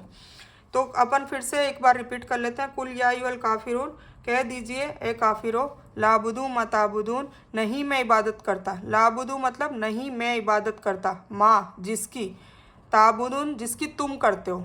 मतलब हुजूर पाक सल्लल्लाहु अलैहि वसल्लम को कहा है कि कह दो ए मेरे रसूल, कह दो इन काफिरों को, इन मुशरिकों को। इन्होंने ऑफ़र किया था ना, याद है ना आपको? ऑफ़र क्या क्या था कि एक साल हमारे बुतों की इबादत करो और एक साल तुम्हारे बुत, मतलब नाउज़ुबिल्लाह अल्लाह की इबादत करनी है। वो उन्होंने ये डील मतलब ऑफ़र किया। तो अल्लाह ताला ने जवाब में कहा कि ए नबी तुम ये कह दो उनको, ये कुल या अय्युहल काफिरून ऐसे नाजिल हुई, ये जवाब देने के लिए। तो क्या जवाब था कि मैं नहीं इबादत करता जिसकी तुम इबादत करते हो, कोई डील विल नहीं कैंसल, सिर्फ़ और सिर्फ अल्लाह की इबादत होगी। इय्याका नअबुदु व इय्याका नस्तईन, दैट्स इट, सिर्फ अल्लाह की इबादत होगी, ला इलाहा इल्लल्लाह। ठीक है, तो लाबुदु मा ताबुदुन का मतलब है कि नहीं मैं इबादत करता जिसकी तुम इबादत करते हो। हुजूर पाक सल्लल्लाहु अलैहि वसल्लम उन मुशरिकों को कह रहे हैं। तो इबादत के देखिए 3 मानी है, मोहब्बत और अकीदत के साथ इबादत व परसिस्ट और इताअत और फरमा बरदारी। ठीक है ना, इताअत भी करनी है, फरमा बरदारी करनी के सरेखम तस्लीम। मैंने मुसलमान का मीनिंग बताया था ना, मुस्लिम का। सरेखम तस्लीम का मतलब है ये इधर सुना और ये फॉलो किया, जैसे वो सहाबियात ने करा था। अपने सारी ज्वेलरी निकाल के जैसे ही सुना, उनको पता नहीं था, जैसे ही उन्होंने कब्र का अजाब बताया, ज़कात नहीं देने की बताया, मसले मसाइल, और ये भी कहा कि तुम्हारी शौहर की कोई जिम्मेदारी नहीं है, और ये भी कहा कि तुम नहीं भी कमाती हो तो तुम इसको एक को बेच के और जो ज़कात निकलती है वो दो, ये तुम्हारी ड्यूटी है। ज़कात तो देनी पड़ेगी क्योंकि फ़र्ज़ है, और फ़र्ज़ इबादत की कोई माफ़ी नहीं है। जितने भी फ़र्ज़ अरकान या अहकाम या हुकुम या इबादत जो भी आएगी वो फ़र्ज़, वो कोई माफ़ी नहीं है। फ़र्ज़ आ गया तो ख़त्म, करनी ही करनी है, चाहे तुम बीमार हो, चाहे तुम लाचार हो, चाहे तुम गरीब हो, चाहे तुम अमीर हो, हर चीज़ करनी है। तो इताअत और फरमाबरदारी इसको कहते हैं। और फिर गुलामी, तीसरा क्या मतलब है इबादत का? गुलामी। हम गुलाम हैं, अल्लाह हमारा मालिक है और हम उसके गुलाम हैं। सबसे पहले हम यही अल्लाह ताला का, हम जब कुरान पढ़ेंगे तो हम अल्लाह ताला के इंशाल्लाह 99 नामों को भी जानने की कोशिश करेंगे, ताकि उस नामों की सिफत हमें पता चले, उसकी अहमियत पता चले, उससे तौफीक मिले दुआ मांगने की। और अल्लाह के 99 नाम से जो दुआ मांगी जाती है वो कबूल भी होती है। इसीलिए मैंने उस दिन भेजी थी, तो खुद भी याद करने की उसको कोशिश करें। तो जब कुरान पढ़ेंगे ना तो अपने आप ही अपन को याद हो जाएंगे। ठीक है, तो सबसे पहला नाम क्या आता है आपको पता है? बिस्मिल्लाहिर्रहमानिर्रहीम, और रहमान और रहीम 2 नाम आ गए। फिर उसके बाद मतलब अलहम्दु स्टार्ट होती है ना, उसमें सबसे पहला नाम क्या आता है? अल्हम्दुलिल्लाहि रब्बिल आलमीन। रब मतलब मालिक, और हम है उसके अब्द मतलब गुलाम। ठीक है, तो ये तीसरी इबादत का माना है गुलामी। तीनों मानी में सिर्फ अल्लाह की इबादत ही होनी चाहिए। इसके हवाले से एक मालिक और गुलाम की कहानी आज मैंने लिख के रखी है, क्योंकि मैं रोज़ाना बोलती हूँ, बोलूँगी पर मैं भूल जाती हूँ, तो मैंने आज लिख ही ली है उसको। तो अच्छा है वो, उसके आपको भी फ़ायदा, आप स्क्रीनशॉट उतारें और अपने बच्चों को भी कहानियाँ सुनाते रहें। दीन और अकीदे के मामले में किसी तरह की मुसालिहत जायज़ नहीं। अल्लाह की ज़ात, सिफ़ात, हुकूक और इख्तियारात में यानी इबादत और बंदगी सिर्फ़ अल्लाह ही की होगी। इसमें किसी और दीन और शरीयत का इत्तबा जायज़ नहीं है। यह भी सही और वह भी सही। इसी तरह नबी की इताअत के साथ दूसरों की इत्तबा शरीयत के मामले में जायज़ नहीं है। जो हुजूर पाक सल्लल्लाहु अलैहि वसल्लम ने शरीयत मतलब जो कानून सिखा कर गए हैं, उस कानून में किसी की भी दखल अंदाजी नहीं होगी। कोई भी बड़े से बड़ा आलिम हो, बड़े से बड़ा मुफ्ती हो, बड़े से बड़ा फ़क़ी हो, बड़े से बड़ा मुहद्दिस हो, बड़े से बड़ा मुफस्सिर हो, किसी की नहीं चलेगी। अगर हुजूर पाक सल्लल्लाहु अलैहि वसल्लम की सही हदीस हमारे सामने आ गई, और अगर किसी और आलिम या किसी हमारे बुजुर्गान या किसी ने भी हमें कुछ सिखाया है, अगर वो टकराती है, तो हुजूर पाक सल्लल्लाहु अलैहि वसल्लम की बात को हमें उसी की इताअत करनी है। अल्लाह ताला का हुक्म है, वअतिउल्लाह वअतिउर रसूल, बार बार कुरान में आया है कि तुमने हुजूर पाक सल्लल्लाहु अलैहि वसल्लम की इताअत करी तो समझो कि तुमने मेरी कर ली, मतलब अल्लाह की कर ली, ये अल्लाह कहता है। क्योंकि अल्लाह ने जो कहा है हुजूर पाक सल्लल्लाहु अलैहि वसल्लम ने सारा वही किया है। अपनी तरफ से ना तो उन्होंने कुछ कलाम किया है, मतलब कुछ बोला है, ज़ुबान से निकाला है, और नहीं कुछ उन्होंने करने को कहा है। अपनी तरफ से कुछ भी नहीं कहा है। जो अल्लाह ने कहा वही साफ साफ सीधे लफ्ज़ों में बता दिया। ठीक है, और दूसरा ये कि हुजूर पाक सल्लल्लाहु अलैहि वसल्लम की जीवनी में हुजूर पाक सल्लल्लाहु अलैहि वसल्लम ने कभी ये काम नहीं कहा कि मैंने ये करा है। ये जो अन्ना है ना, उसके बारे में बता रही हूँ, कभी आपको ये एक भी आपको सेंटेंस दिखेगा नहीं कि मैं। वो अल्लाह, उनकी आदत ये थी कि अल्लाह ने कहा, अल्लाह ने कहा, अल्लाह ने करा, अल्लाह ने किया, अल्लाह ने करने को कहा, अल्लाह ने तौफीक दी, अल्लाह की वजह से ये काम हुआ, अल्लाह। ये आप मामूल में लाओ, कुछ भी काम हो मैं मत करो। हाँ, सब्जी किसने बनाई तो मैंने बनाई ये कह सकते हो, पर कोई मतलब मैं को कम से कम यूज़ करो आप। कुफ़ार हमेशा से इस्लाम के खिलाफ नफरत फैलाने और मुसलमानों को बदनाम करने की कोशिश करते रहे हैं। इससे परेशान होने की ज़रूरत नहीं है और ना एहसास कमतरी का शिकार होने की ज़रूरत है। बस दीन पर इस्तेकामत के साथ जमे रहिए और दावत और तबलीग का काम करते रहिए, ठीक है ना। कुफ़ार का मतलब है वही बात है, कुफ़ार मतलब जो काफिर ऑलरेडी मुशरिक है वो। खैर वो तो तनकीद करते ही नहीं है। कौन से कुफ़ार करते हैं? जो हमारे रिश्तेदार होते हैं, जो हमारे आसपास होते हैं, इर्द गिर्द होते हैं, जो मुनकिरीन होते हैं। मतलब अगर हम इस्लाम का परचम फैलाने की कोशिश करेंगे तो ये सब आड़े आते हैं, ठीक है ना। वो आपको भी पता चल जाएगा और वर्कशॉप नंबर 2 में भी बताऊंगी कि कैसे आते हैं आड़े, तो उनका भी क्या इलाज है वो भी अपन इंशाल्लाह डिस्कस करेंगे, ठीक है। तो वला अंतुम आबिदूना माबूद, और न तुम इबादत करने वाले हो जिसकी मैं इबादत करता हूँ। और अल्लाह ताला ने ये भी कह दिया, क्योंकि उनके दिलों का हाल अल्लाह तो जानता है ना। वो तो नाटक कर रहे थे कि तुम्हारे अल्लाह की इबादत 1 साल हम करेंगे और हमारे बूतों की इबादत तुम 1 साल करो, ये डील कर रहे थे ना। तो अल्लाह ने इसका भी जवाब दे दिया, क्योंकि दिलों का हाल तो अल्लाह जानता है। तो और न तुम इबादत करने वाले हो जिसकी मैं इबादत करता हूँ। तो जो डील तुम बोल रहे हो वो गलत है, कुल मिला के ये बोलने का मतलब है। तो वह इबादत जिसमें शिर्क की मिलावट हो अल्लाह को हरगिज़ कबूल नहीं है। सुन लिया ना, अल्लाह को हरगिज़ कबूल नहीं है कि अल्लाह के सिवा किसी और की इबादत की जाए। यहूदी इसीलिए लानती हो गए, यहूदियों पे लानत इसलिए हुई है बनी इसराइल पे। अल्लाह ने उनको इनाम भी बहुत दिए, नबी रसूल सारे बनी इसराइल की कौम में से। बनी इसराइल मतलब याकूब अलैहिस्सलाम का इसराइल नाम है, तो उनके बच्चे, उनके 11 या 12 बच्चे थे, तो उनमें से सारा बनी इसराइल का पूरा सारा कबीला पैदा हुआ। तो उनमें यहूदा नाम का एक लड़का भी था, तो यहूदा के बच्चे यहूदी है, बाकी अलग अलग है, ठीक है ना। नसारा हो गए, ये सब अलग अलग है। तो ये बनी इसराइल की कौम को क्या बोला है, वो क्या करते थे कि जो नबी थे ना, या तो उनको कत्ल कर देते थे या तो बिल्कुल ही उनको मार देते थे, कत्ल करे उन्होंने नहीं इनकार करके, ठीक है कि नहीं हम तुम्हारे अल्लाह को नहीं मानते, या नाउजुबिल्ला और तुम्हारी अल्लाह की बातें हम नहीं मानते, हम तो हमारा जो पुराना जो हमारा बूत है या जो भी हम जिसको मानते हैं, जो भी हमारे बुजुर्ग जिस पे चलते हैं हम उसी पे चलेंगे, हम तेरी बात नहीं मानेंगे, तो कत्ल कर देते। और या फिर कोई नबी की वो बात मानते थे तो वो इतना उसको गुलू कर देते थे, इतनी मोहब्बत करते थे कि नाउजुबिल्ला अल्लाह को साइड में रख के वो उसी की इबादत और उसी की पूजा पाठ करने लग गए थे। तो हुजूर पाक सल्लल्लाहु अलैहि वसल्लम ने दोनों चीज़ के लिए मना किया। तो वह इबादत जिसमें शिर्क हो, ठीक है, अल्लाह को हरगिज़ कबूल नहीं, ऐसे लोग अल्लाह की सच्ची इबादत करने वाले हैं ही नहीं। अल्लाह साफ मना करता है। सारे मजाहिब एक नहीं, अल्लाह ने हर कौम में नबी को भेजा मगर लोगों ने उसको खो दिया या उसको छोड़ दिया। हमको इस्लाम बेहतरीन तरीके से लोगों को समझाना है, ठीक है ना। ये समझ में आ गई। वला अना आबिदुम मा अबदतुम, और ना मैं इबादत करने वाला हूँ जिसकी तुमने इबादत की, ठीक है ना। अब ये हुजूर पाक से जवाब समझ में आ गया। आई थिंक अब आपको इस सूरत में मज़ा आएगा और समझ में आई होगी कि कुल या काफिरुन है क्या। कई बार नमाजों में पढ़ी होगी, क्योंकि ज़्यादातर चार ये जो कुल है ना वही पढ़ते हैं सब, जिनको सूरतें याद नहीं होती है। तो ज़्यादातर ये कुल या काफिरुन, कुल औज़ु फलक, नास और ये सूरह इखलास, अहद, तो यही पढ़ी जाती है। तो अहद का तर्जुमा तो हमने माशाल्लाह सीख लिया है और इंशाल्लाह मैं उम्मीद करती हूँ कि आप लोग जल्द से जल्द उसको याद भी कर लेंगे तर्जुमे को। जितना तर्जुमे में फोकस करेंगे ना इतना आपको नमाजों में मज़ा आएगा, क्योंकि आपको पता चलेगा ना कि आप बोल क्या रहे हो। आज पता चल गया कि उन्होंने जो डील करी थी कि 1 साल तुम्हारे बूत 1 साल तुम्हारा अल्लाह, तो ये इस तरीके से ये जवाब मिल गया। क्या हुजूर पाक से हमने शॉर्ट में मैं बता दूं कि क्या जवाब दिया। ये कहा कि हुजूर पाक से को कहा ना अल्लाह ताला ने कह दीजिए, मतलब ये हुजूर पाक से को कौन मुखातिब कर रहा है, अल्लाह। अल्लाह ने कहा कह दीजिए, तो कह दीजिए काफिर हो तुम, मैं नहीं इबादत करता जिसकी तुम इबादत करते हो, और न तुम इबादत करने वाले हो जिसकी मैं इबादत करता हूँ, और न मैं इबादत करने वाला हूँ जिसकी तुमने इबादत की। तो ये उनका जवाब था उन लोगों के लिए। तो ये अपनी सूरह है, ठीक है। आयत 2 और 4 में कोई तकरार नहीं, इसमें 2 बातें कही गई है, ठीक है। मतलब ये दोनों एक जैसी है। तो न मैं शिरक न अब करता हूँ लाबुद, और ना मुस्तकबिल में करूँगा, मतलब फ्यूचर में भी नहीं करूँगा इंशाल्लाह, और अभी भी नहीं करने वाला। मतलब मैं किसी भी हाल में, हुजूर पाक सल्लल्लाहु अलैहि वसल्लम ने कह दिया कि मैं नहीं करने वाला, तो ये भी कोशिश तुम छोड़ दो। पहले तो उन्होंने दौलत, औरत, सरदारी की ऑफ़र दी, फिर इन्होंने ये वाली डील दी, तो उन्होंने इसके लिए भी मना कर दिया।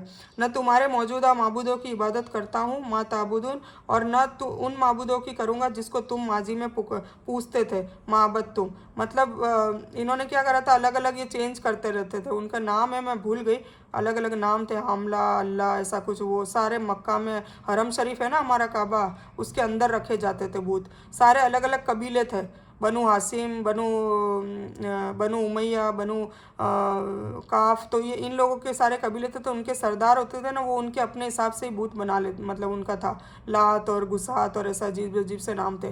तो 7-8 बूत रख रखे थे, वो हरम में रख रखे थे, और सारे सरदार को ही एंट्री होती थी। तो वो आके वो बूत की माला वाला पहनाना, उसको निलाना, उसकी जो भी बूत पूजा जो करते हैं ये लोग हिंदू लोग, वैसा ही वो फॉर्मूला वो करते थे।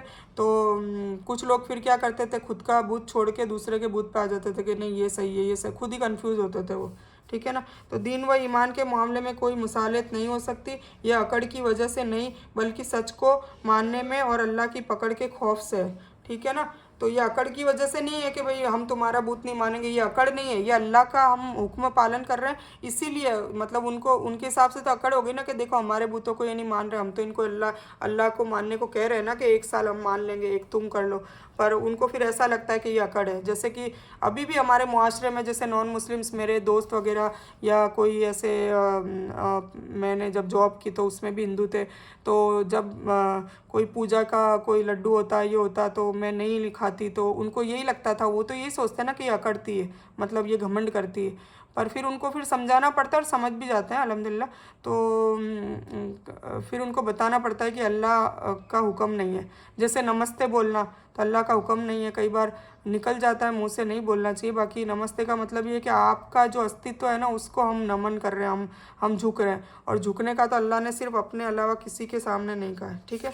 तो आज फिर आगे है, वला अंतुम आबिदून ना माबूद, और फिर और ना तुम इबादत करने वाले हो जिसकी मैं इबादत करता हूँ। मतलब बार बार ताकीद करिए, एक ही बात को 2-2 बार कहा, आपने गौर किया होगा। ठीक है। तो यहाँ भी तकरार नहीं है, बल्कि ये बताया गया है कि अल्लाह के पैगाम के खिलाफ तुम्हारी जिद से ऐसा ही लगता है कि तुम बूतों को छोड़कर सिर्फ अल्लाह की इबादत नहीं करोगे। मतलब तुम अभी भी ये चालबाजियाँ कर रहे हो कि नहीं हमारे बूत हम छोड़ेंगे नहीं। लकुम दीनकुम वलिय दिन। तो फिर हुजूर पाक से कहा सब्र कर लो, छोड़ो, उनके दिन पे उनको जाने दो। ठीक है ना। कई ऐसे हमारे रिश्तेदार भी होते हैं जो हम पीछे पड़ जाते हैं कि नहीं इनको सही बात बताएं, ये शिरक भी कर रहे हैं, कोई बिदत भी कर रहा है, कोई क्या कर रहा है, हम समझाते हैं।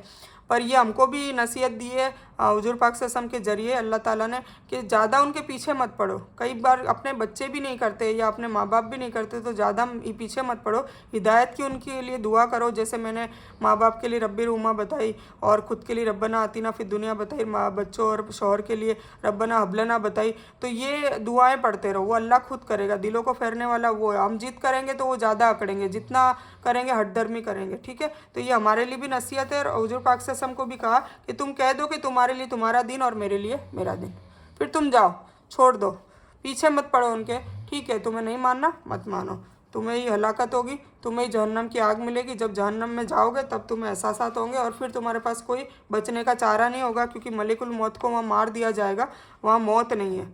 ये सबसे बड़ी समझने वाली बात है। यहाँ तो मौत है पर वहाँ मौत नहीं है। यहाँ तो हम सुधर सकते हैं, तौबा कर सकते हैं, अल्लाह के रास्ते पे अभी भी आ सकते हैं, सभी के पास अभी वक्त है। तो ये अपने अपने हिसाब से आप सोचिए आपको क्या करना है। इस आयत का मतलब यह नहीं कि सारे मजाहिब बराबर है, इसका यह मतलब भी नहीं है कि हमें दावत और तबलीग का काम छोड़ देना है। ठीक है ना। ऐसा नहीं कि तुम्हारा दिन और मेरा दिन कह के फिर आप तबलीग वबलीग भी छोड़ दो, दावत का काम ना करो और घर में बैठे रहो। फिर वो 2 ही काम करो, कौन से, इल्लल लज़ीना आमनू और वो वामिलुस सालिहात। मैंने बताया था ना कि 2 पेपर, मतलब खुद ने इल्म हासिल कर लिया और खुद की इबादतें करे जा रही है। तवासब बिल हक भी नहीं कर रही, तवासब बिल सब्र नहीं कर रही। और इस पड़ाव में मैं भी आ गई थी, क्योंकि अल्हम्दुलिल्लाह काफ़ी साल हो गए, काफ़ी अरसा हो गया, ये अल्लाह ताला ने हिकमत दीन और सब दे दिया। पर तबलीग चालू करती फिर बंद हो जाता, चालू करती फिर बंद हो जाता। क्यों? क्योंकि ये ऐसे काफिर बार बार आते थे बीच में, बार बार आते थे तो मेरा हौसला टूट जाता था। और फिर मुझे, जैसे मैंने एग्जांपल एक वीडियो में आपने सुना होगा कि मैं जब इस्तीमा यहीं बीकानेर में ही कर रही थी, माशाल्लाह बहुत अच्छी लेडीज़, बहुत सारी लेडीज़ थी, मेरे रिश्तेदार भी थे, मेरी बुआ सास खुद थी, शमीम बुआ, जिनका इंतकाल हो गया, अल्लाह ताला उनकी मगफिरत फरमाए और अल्लाह ताला उनको खूब खूब उनके नेकियों का अज़र दे, आमीन सुम्मा आमीन। तो वो भी थी, बहुत खुश होती थी वो मेरे इस सिस्टम में से, उनको बहुत अच्छा लगता था और बहुत मुझे सपोर्ट भी करती थी, मोटिवेट भी करती थी। और मेरी दादी सास को भी बहुत अच्छा लगता था। तो कुल मिला के मेरी सास, मेरी दादी सास, मेरी बुआ सास, मेरी बुआ सास की बहुएँ, उनके पोते, मतलब बहुत सारे रिलेटिव्स भी और नॉन रिलेटिव्स भी, बीकानेर की जितनी कुछ औरतें हैं जिन जिन तक हमको अल्लाह ताला पहुँचाता है, तो मेरे ही घर में इज्तिमा रखा गया था। और अल्हम्दुलिल्लाह बहुत ही अच्छे से वो शुरू हुआ और बहुत ही अच्छा लगा सबको और बहुत ही अच्छे से ख़त्म हुआ, बहुत अच्छी दुआ भी हुई।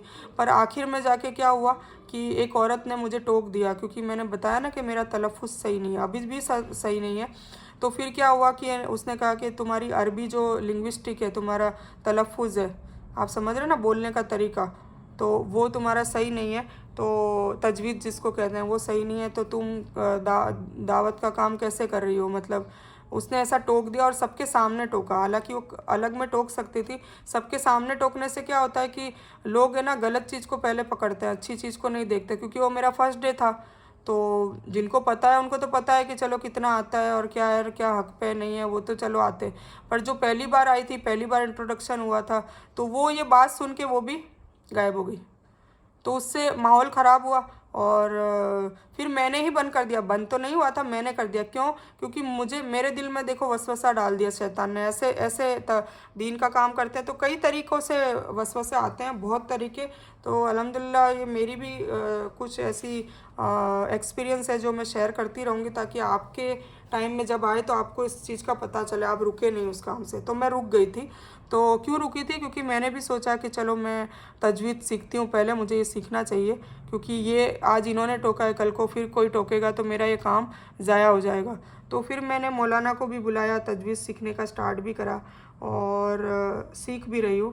पर फिर मैंने ये बंद कर दिया, तबलीग का काम बंद कर दिया। और आप यकीन जानिए 1-1.5 साल तकरीबन, मुझे पूरा याद नहीं है, 1-1.5 साल तक मैंने काम नहीं किया। इवन मेरे पास फ़ोन आते रहे कुछ औरतों के, सोचिए मैं कितनी गुनहगार हूँ। मतलब उनके फ़ोन आते रहे कि फिर कोरोना भी आ गया, उनके फ़ोन आते रहे कि आप यार करो, दरस करो, आप हमारे घर आ जाओ या हम आपके घर आ जाएं। पर बस मैंने मना ही कर दिया कि नहीं, मुझे नहीं करना है।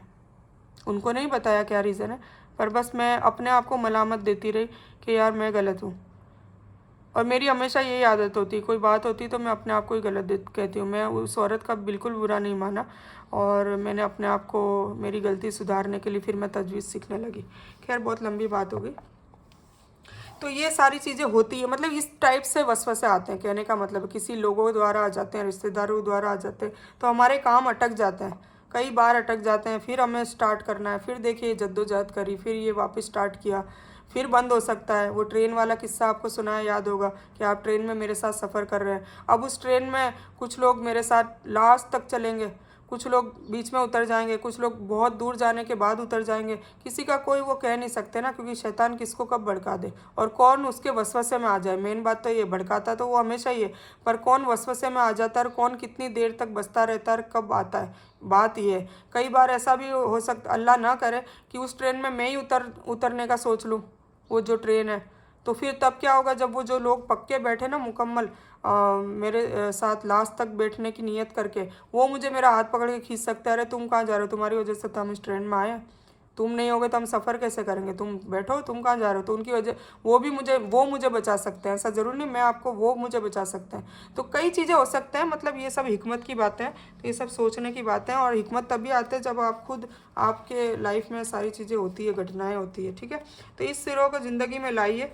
क्या मैं, अब यही है, इस आयत का मतलब यह नहीं कि सारे मज़ाहिब बराबर है, इसका यह मतलब भी नहीं कि हमें दावत और तबलीग का काम छोड़ देना है। क्या यह आयत आने के बाद अल्लाह के रसूल सल्लल्लाहु अलैहि वसल्लम ने दावत का काम छोड़ दिया था? पहले तो ये देखें, नहीं, बिल्कुल नहीं। और इसलिए इसका मतलब यह है कि अगर कोई मुसालहत, मतलब कोई कॉम्प्रोमाइज़ की पेशकश करे तो जवाब में यह कहो कि तुम्हारे लिए तुम्हारा दीन है और मेरे लिए मेरा दीन। समझ गए ना? कोई ऐसा कोई कहता है तो क्या मैं वाकई सिर्फ दीन इस्लाम की कदर करती हूँ, ये सोचना है। और क्या मैं इस पर अमल करने और इसको पहुँचाने की कोशिश करती हूँ, तवासो बिल हक़ वाला पेपर करती हूँ। और वामिलुस सालिहात वाला पेपर करती हूँ, ठीक है। इस सूरह को ज़िंदगी में लाइए, यानी उसके पैगाम पर अमल कीजिए। इन काफिरों ने मिलकर काम किया, इज्तिमाई तौर पर उन्होंने दावत को रोकने की कोशिश की। हमको इस्लाम की दावत देने के लिए मिलकर काम करना चाहिए ताकि सबकी दुनिया और आखिरत सुधर जाए और आग से निजात मिले, ठीक है। आई होप आपको ये सूरत समझ में आ गई होगी। तो अब आप इसका माना पढ़िए, मैं इसकी स्क्रीनशॉट आपको भेज दूंगी जल्द से जल्द। नहीं भेजूँ, भूल जाऊँ तो याद दिलाइए, कई बार मैं भूल जाती हूँ। कल मैंने वो 3 दुआ का बोला स्क्रीनशॉट, किसी का आंसर ही नहीं आया, इसका मतलब किसी को चाहिए ही नहीं। वो तो आज मुझे खुद को याद आ गया तो मैंने आज लिख लिया, ठीक है। तो आप इसका स्क्रीनशॉट मंगवा लीजिएगा अगर मैं भूल जाऊँ तो हमारी कवर हो गई आज की सूरह, ठीक है। 4th नंबर कवर हो गया।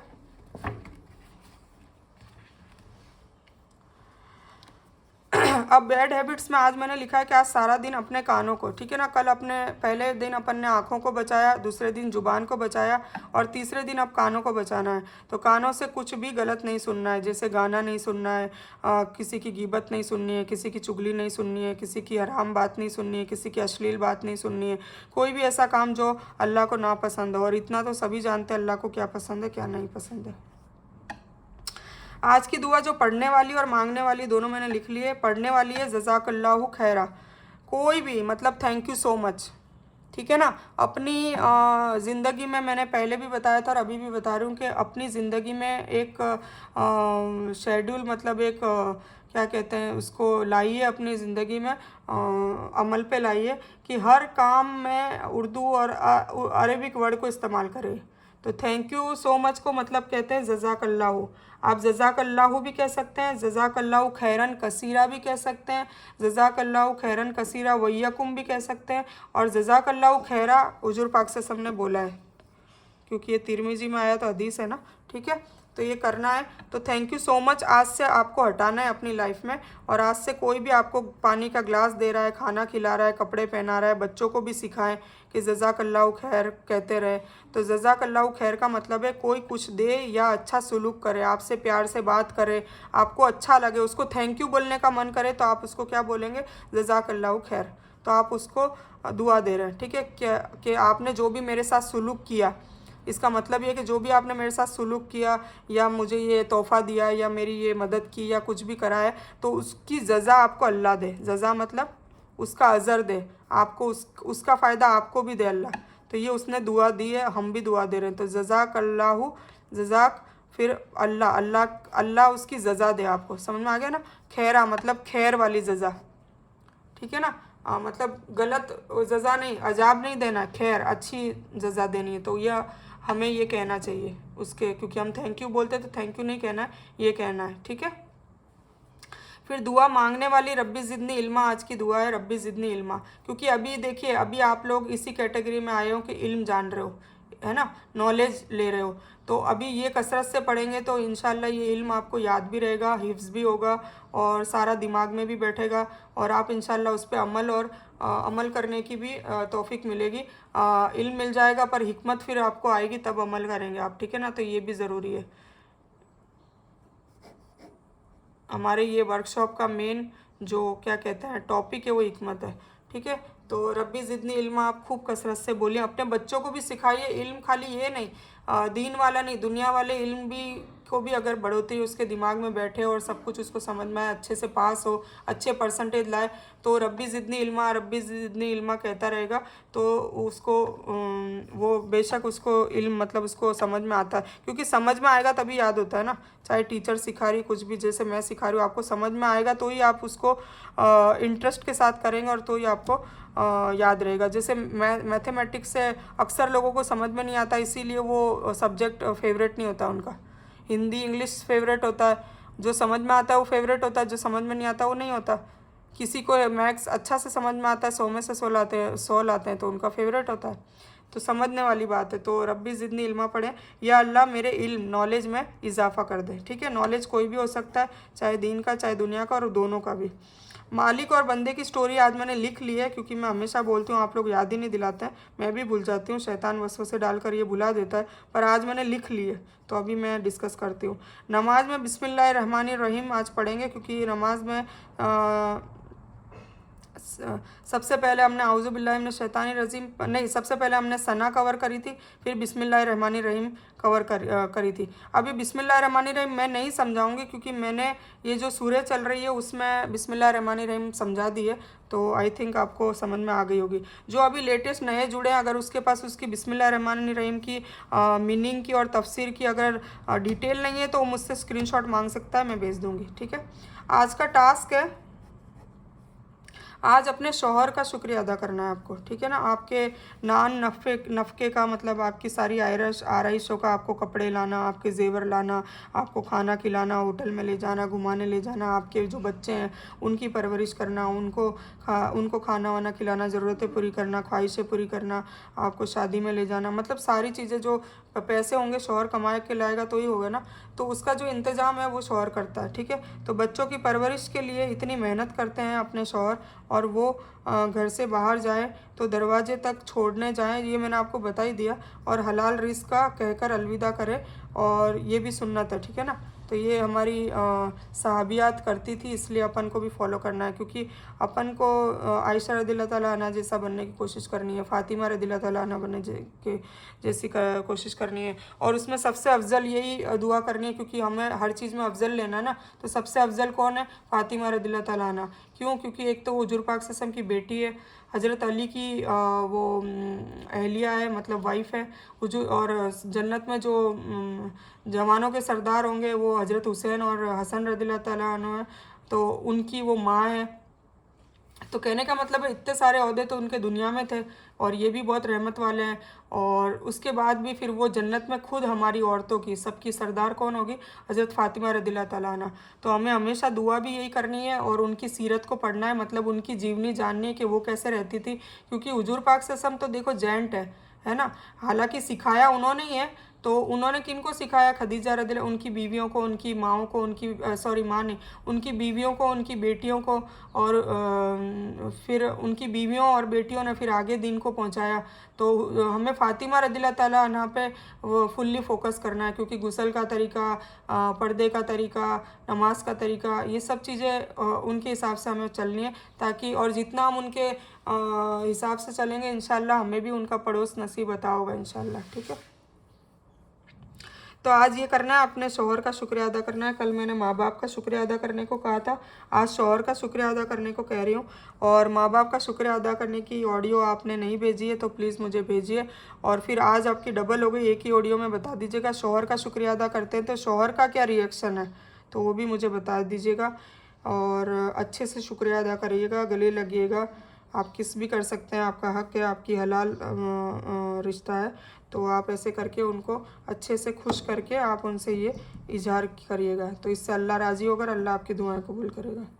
रमज़ान शेड्यूल लिस्ट को आज डिस्कस करते हैं, क्योंकि मैंने करी नहीं है, मैंने सिर्फ आपको ऐसे ही बता दिया था। तो आपके पास स्क्रीनशॉट होगी, पेज होगा, तो वो आप अपने पास अभी रख लीजिए, और आप है ना हमेशा डायरी, पेन, नोट ये सब लेकर ही रखिए, क्योंकि मैंने अभी जैसे बोला अब आपके पास नहीं होगी तो आप कंफ्यूज होंगे, पर खैर आप बाद में ये वीडियो जब चल रही होगी तब भी ले सकते हैं। तो मैं स्टार्ट करती हूँ। आउज़ु बिल्लाहि मिनश शैतानिर रजीम, बिस्मिल्लाहिर्रहमानिर्रहीम। पहला रोज़े का हमारा था हैव अ हेल्दी सहर, हेल्दी सहरी करना, सुन्नत रसूल सल्लल्लाहु अलैहि वसल्लम की तरह सहरी करना, एटलीस्ट पानी प्लस खजूर ज़रूर खाना है। ठीक है, ये डिटेल में हो जाएगा तो मैं दूसरा वीडियो बनाती हूँ, तो मैं ये वीडियो अपलोड करके आपको भेज देती हूँ, फिर दूसरे वीडियो में ये आएगा। आज इंशाल्लाह 3 पार्ट आएंगे, तो मैं आपको पहला पार्ट दे देती हूँ ताकि आप लोग वेट ना करें। ठीक है, अस्सलाम वालेकुम रहमतुल्लाहि वबरकातुहू। अच्छा, मैं आपको लास्ट में बोल दूँ, मैं एक दुआ कर लेती हूँ कि इस बयान में कुछ भी दीन की अच्छी बात अल्लाह की तरफ से है, कुछ भी अच्छी चीज़ है, सारी चीज़ें सब बेशक अल्लाह की तरफ से है। ठीक है, नेकी का काम, दावत का काम, हुजूर पाक सल्लल्लाहु अलैहि वसल्लम की सुन्नत, अल्लाह का हुक्म, सब अल्लाह की तरफ से। ठीक है, तो और बुरी या गलत बात जो भी मेरे मुंह से निकल गई है, गलती से अनजाने में हो गई है, जो मुझे पता भी नहीं चला हो, वो मेरी तरफ से है, और उसके लिए मैं अल्लाह से और आप लोगों से माफ़ी चाहती हूँ, माफ़ी की तलबगार हूँ, तो प्लीज़ मुझे माफ़ कर दीजिएगा। या अल्लाह रब्बुल इज़्ज़त तो भी माफ़ कर देना। मैं कोई आलिमा नहीं हूँ और एक तालिब इल्म हूँ, बस मैं नफ़ा पहुँचाने के लिए जो भी मेरी ज़िंदगी में तजुर्बात है और जो भी इल्म हासिल किया है, और वो हक़ बात पहुँचाने का मेरा मकसद है, ताकि आपको नफ़ा मिले, दीन और दुनिया आपकी दोनों दुरुस्त हो, और आखिरत में भी आप आपको फ़ायदा हो, दुनिया में भी आपको फ़ायदा हो, इसलिए ये कोशिश है मेरी। तो मैं एक तालिब इल्म हूँ, मतलब मैं भी एक स्टूडेंट हूँ, सीख ही रही हूँ और सीखती रहूँगी इंशाल्लाह, क्योंकि इल्म सीखने का कोई टाइम और कोई लिमिट नहीं है। मरते दम तक इल्म सीखना ज़रूरी है और उस पर अमल करते रहना ज़रूरी है। और इंशाल्लाह बस मरने के वक्त हमें कलमा नसीब हो, अल्लाह ताला हमसे राज़ी हो। बस इसी वजह से इसी चीज़ पाने के लिए हम ये सारी कोशिशें कर रहे हैं और आप लोगों को भी करनी है। तो अल्लाह मेरी कोशिश से आपको सही नफ़ा बख्श इल्म पहुँचाए। आमीन सुम्मा आमीन या रब्बल आमीन। रब्बना आतीना मिन लदुनका रहमतम व हय्यि लना मिन अमरिना रशदा। रब्बि इश्रह ली सदरी व यस्सिर ली वहलुल उक़दतम मिन लिसानी यफ़क़हू क़ौली। अल्लाहुम्मा सल्लि अला मुहम्मद व अला आलि मुहम्मद कमा सल्लैता अला इब्राहीम व अला आलि इब्राहीम इन्नका हमीदुम मजीद। अल्लाहुम्मा बारिक अला मुहम्मद व अला आलि मुहम्मद कमा बारकता अला इब्राहीम व अला आलि इब्राहीम इन्नका हमीदुम मजीद।